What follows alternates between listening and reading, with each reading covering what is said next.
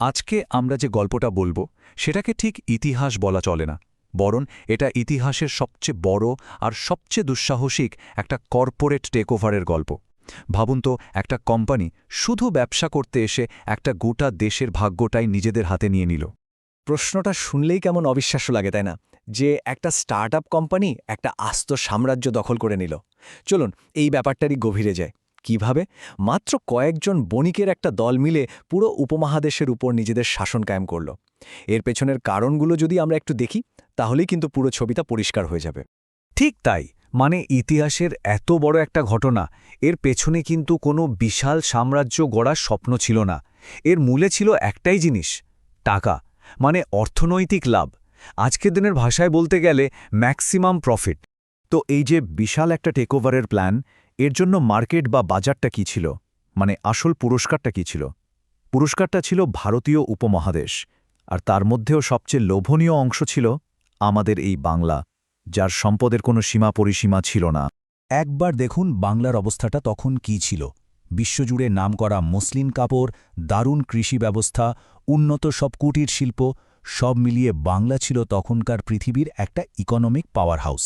সত্যি বলতে কি, ইউরোপের থেকেও অনেক এগিয়ে। এই যে বাংলার মসলিন, এটা ছিল তখনকার দিনে লাক্সারি ব্র্যান্ড। সারা দুনিয়ায় এর চাহিদা ছিল তুঙ্গে। আর এই বিপুল ধনসম্পদই কিন্তু ইউরোপীয় শক্তিগুলোকে একটা প্রতিযোগিতার মধ্যে ফেলে দিয়েছিল। আর হবেই বা না কেন? যখন এত বড় আর লাভজনক একটা বাজারের খোঁজ পাওয়া যায়, তখন তো প্রতিযোগিতা শুরু হবেই। ইউরোপের এক একটা দেশ যেন ঝাঁপিয়ে পড়ল এই সম্পদের ভাগ নেওয়ার জন্য। এই টাইমলাইনটা একটু খেয়াল করুন। প্রায় ১৫ শতকের শেষ থেকে শুরু, একের পর এক ইউরোপীয় শক্তি এখানে ভিড় জমাতে শুরু করে। প্রথমে এলো পর্তুগিজরা, তারপর ডাচ বা ওলন্দাজরা, ডেনিশরা, আর সবশেষে ফরাসিরা। মানে মার্কেটটা কিন্তু বেশ জমজমাট আর প্রতিযোগিতাপূর্ণ হয়ে উঠেছিল। এখন এই স্লাইডটা কিন্তু খুব ইন্টারেস্টিং। এখানে দুটো একেবারে ভিন্ন অ্যাপ্রোচ বা ব্যবসায়িক কৌশল দেখা যাচ্ছে। দেখুন, পর্তুগিজরা, যারা সবার আগে এসেছিল, তারা ভাবল জোর জুলুম আর জলদস্যুতা করেই কাজ হাসিল করবে। কিন্তু ফল কি হল? বাংলার সুবেদার শায়েস্তা খান ১৬৬৬ সালে তাদেরকে বাংলা থেকে একেবারে বের করে দিলেন। আর অন্যদিকে ছিল ইংরেজরা। তারা ছিল অনেক বেশি ধূর্ত আর ধৈর্যশীল। কূটনীতির চাল দিয়ে ধীরে ধীরে তারা নিজেদের জায়গাটা পাকা করে নিল। আচ্ছা, তাহলে বাকি প্রতিযোগীদের কি হল? ওলন্দাজরা মানে ডাচরা ১৭৫৯ সালের বেদারা যুদ্ধে ইংরেজদের কাছে হেরে একেবারে মার্কেট থেকে আউট। আর দিনেমাররা, তারা দেখল যে ব্যবসায় লাভ তো দূরের কথা, আসলেই উঠছে না, তাই তারা নিজেরাই পাত্তারি গুটিয়ে চলে গেল। বোঝাই যাচ্ছে ইংরেজরা খুব ঠান্ডা মাথায় কৌশলে তাদের ইউরোপীয় প্রতিদ্বন্দ্বীদের একের পর এক রাস্তা থেকে সরিয়ে দিচ্ছিল। আর ঠিক এখান থেকেই গল্পের মোড়টা পুরোপুরি ঘুরে যায়। ইংরেজ ইস্ট ইন্ডিয়া কোম্পানি তাদের খেলার নিয়মটাই বদলে ফেলে। তাদের ফোকাস ব্যবসা থেকে সরে গিয়ে সরাসরি চলে যায় ক্ষমতা দখলের দিকে। একবার ভাবুন তো, মাত্র ১,২০০ টাকা ১৬৯০ সালে কোম্পানির একজন প্রতিনিধি জব চার্নক মাত্র এই টাকায় ৩টে গ্রামের জমিদারি কিনেছিলেন: সুতানুটি, গোবিন্দপুর আর কলিকাতা। আর এই ৩টে গ্রামকে ঘিরেই কিন্তু পরে গড়ে ওঠে আজকের বিশাল কলকাতা শহর। সম্ভবত এটা ছিল ইতিহাসের সবচেয়ে লাভজনক রিয়েল এস্টেট ডিল। এরপর এলো দুটো টার্নিং পয়েন্ট। ১৭৫৭ সালের পলাশির যুদ্ধ। এটাকে আমরা বলতে পারি একটা শেয়ার হোল্ডার কুয়ের মতো, মানে ভেতর থেকেই বিশ্বাসঘাতকতা করে রাজনৈতিক ক্ষমতা দখল। আর ১৭৬৪ সালের বক্সারের যুদ্ধ ছিল একটা সরাসরি সামরিক বিজয়, যা দিয়ে তারা তাদের মার্কেট লিডারশিপ একেবারে পাকা করে ফেলল। আর কোনো প্রতিদ্বন্দ্বী রইল না। তো এই যে এত বড় একটা সাম্রাজ্য, এর পারচেস প্রাইস বা কেনার দাম কত ছিল? শুনলে অবাক হতে হয়, মাত্র ২৬ লক্ষ টাকা। এই টাকাটা বছরে মুঘল সম্রাটকে দিলেই হবে, তার বিনিময়ে ইস্ট ইন্ডিয়া কোম্পানি পেয়ে গেল এক অবিশ্বাস্য ক্ষমতা। আর এই ক্ষমতাটাকেই বলা হয় দেওয়ানি। মানে ১৭৬৫ সালে মুঘল সম্রাট কোম্পানিকে বাংলা, বিহার আর উড়িষ্যার সমস্ত ট্যাক্স বা রাজস্ব আদায়ের আইনি অধিকার দিয়ে দিলেন। সহজ করে বললে, একটা দেশের অর্থনীতির চাবিটাই যেন একটা বিদেশি কোম্পানির হাতে তুলে দেওয়া হলো। তো এই কর্পোরেট টেকওভারের ফল কি হলো? ভয়ঙ্কর। কোম্পানি এমন একটা সিস্টেম তৈরি করল যেটাকে আজকের ভাষায় বলে অ্যাসেট স্ট্রিপিং, মানে শুধু সম্পদ শুষে নাও। তাদের হাতে ছিল সব ক্ষমতা, কিন্তু কোনো দায়বদ্ধতা বা দায়িত্ব ছিল না।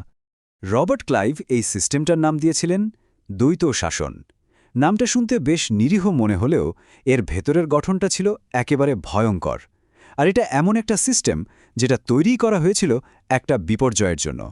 সমস্যাটা ঠিক কোথায় ছিল সেটা এখানে পরিষ্কার দেখা যাচ্ছে।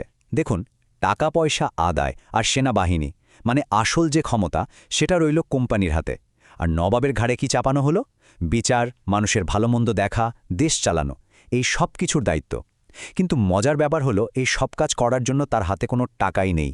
মানে ক্ষমতা একজনের হাতে আর দায়িত্ব আরেকজনের। এর চেয়ে বিপজ্জনক পরিস্থিতি আর হয় না। আর এই ভয়ঙ্কর সিস্টেমের ফল কি হলো? ৭৬-এর মন্বন্তর।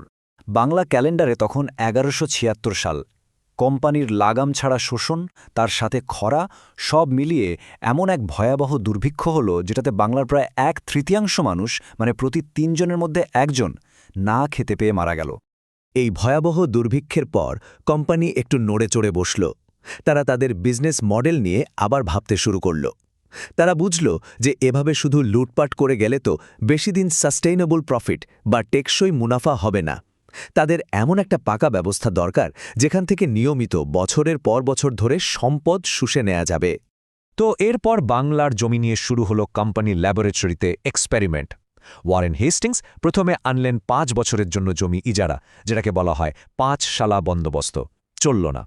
তারপর আনলেন ১ শালা বন্দোবস্ত, সেটাও ব্যর্থ। আসলে ইংরেজরা কি করছিল? তারা চেষ্টা করে দেখছিল কোন উপায়ে সবচেয়ে ভালোভাবে সবচেয়ে বেশি শোষণ করা যায়। শেষ পর্যন্ত লর্ড কর্নওয়ালিস ১৭৯৩ সালে একটা ফাইনাল মডেল নিয়ে এলেন, চিরস্থায়ী বন্দোবস্ত। এই সিস্টেমের মাধ্যমে তারা একটা নতুন জমিদার শ্রেণী তৈরি করল যারা পুরোপুরি ব্রিটিশদের প্রতি অনুগত থাকবে। এর ফলে কি হল? কোম্পানির জন্য একটা নির্দিষ্ট আর নিয়মিত আয়ের ব্যবস্থা পাকা হয়ে গেল, আর বাংলার জমির মালিকানার কাঠামোটা চিরদিনের জন্য বদলে গেল। তাহলে চলুন পুরো ঘটনাটা একবার এক নজরে দেখে নিই। ১৬০০ সালে একটা কোম্পানি তৈরি হল। ১৭৫৭ সালে তারা পেল একটা রাজনৈতিক জয়। ১৭৬৫ সালে হাতে এলো অর্থনৈতিক ক্ষমতা।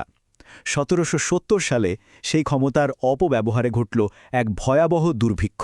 আর সবশেষে ১৭৯৩ সালে তার একটা পাকাপোক্ত শোষণের ব্যবস্থা তৈরি করে ফেলল।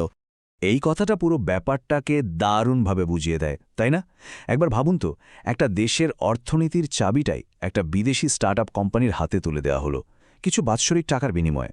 যা ঘটেছিল তার সত্যিই অবিশ্বাস্য। একটা কোম্পানি ব্যবসা করতে এসে ধীরে ধীরে একটা আস্ত দেশকে তাদের ব্যক্তিগত সম্পত্তিতে পরিণত করে ফেলল।